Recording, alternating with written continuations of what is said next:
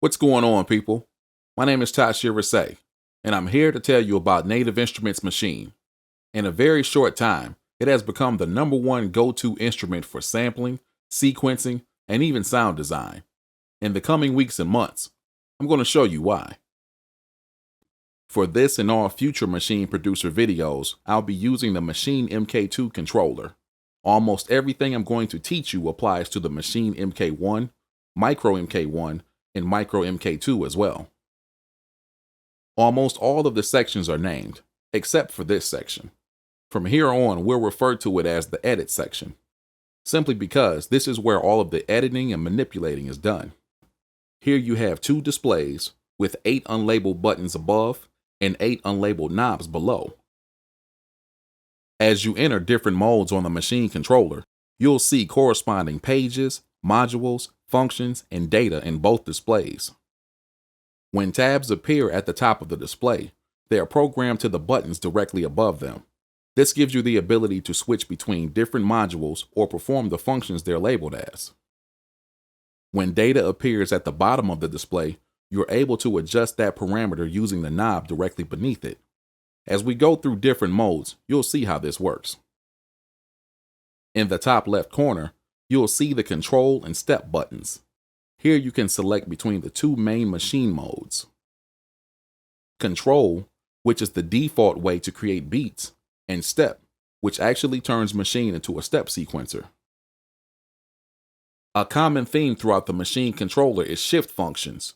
Above many of the pads and buttons are names of a shift function. Holding down the shift button in the transport section and pressing one of the pads or buttons will perform that shift function. Now that we've established that, we see that control shift function is MIDI. This turns the Maschine controller into a standard MIDI pad controller for use with any other software program. Step's shift function is instance.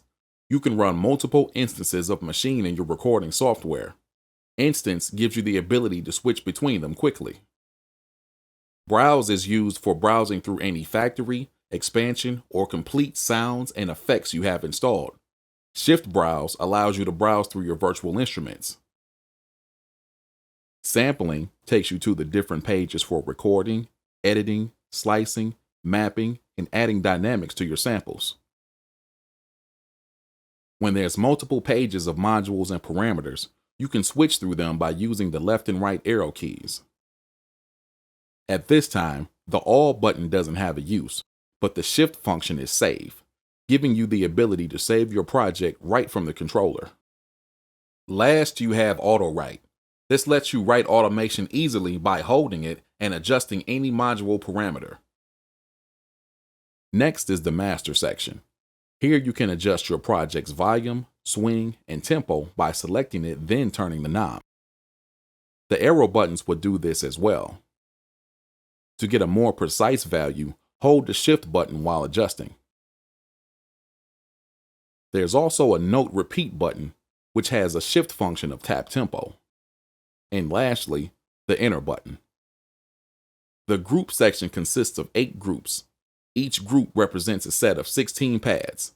That being said, you can load up to 128 samples, sounds, or plugins into one Maschine project. In the Transport section, you have Play, which has a shift function that activates the metronome, Record, whose shift function gives you a 1-bar count in, Erase, and Shift. Above those, you have Restart, the arrow buttons, which allow you to skip by bar, or holding Shift, you can skip by step. And Grid. When held down, it displays the available grid values in the right display. To select the grid, tap the corresponding pad. The final section is Pads. This has 2 parts, the pads and pad modes. Maschine has 16 touch-sensitive pads that can take as much or as little abuse as you can give them. Each pad is numbered and has its own shift function that performs the function of its title, such as undo, redo, compare, split, quantize, half quantize, nudge left, nudge right, clear, clear automation, copy, paste, semitone down, semitone up, octave down, and octave up. When a pad mode is active, the pads operate according to its function. There's mute, solo, select, duplicate, navigate, pad mode, pattern, and scene. Each pad mode has its own set of data and parameters that appear in the edit displays. Lastly, you can lock that pad mode by using the first unlabeled button above the left display. This is perfect for performance. And that concludes our tour of the Maschine controller. Eventually, we'll go through all of the features and functionality of Maschine in future videos. Next time, we'll take a look at the software. If you enjoyed this video, please like and share it, subscribe to the channel, and visit the website at MaschineProducer.com.